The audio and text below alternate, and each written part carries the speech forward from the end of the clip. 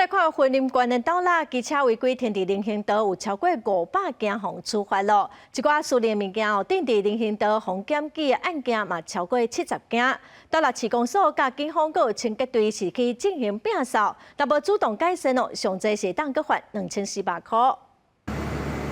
放伫咧人行道顶悬的广告扛棒，也有废弃的车链去互清洁队摒掉。最近斗六市公所为着要减少人行道顶悬的物件占用道路，就甲警方有清洁队做伙大摒扫。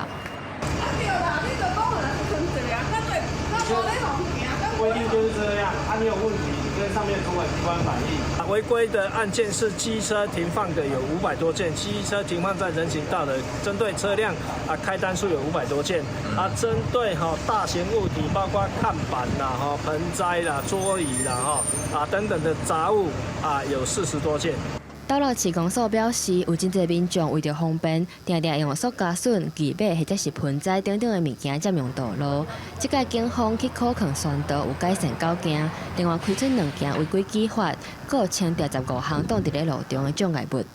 一经发现，除责令行为人立即停止并消除障碍外，并依据《道路交通管理处罚条例》第82条第1项第1款。对行为人或其雇主，处以新台币1200元以上2400元以下的罚款。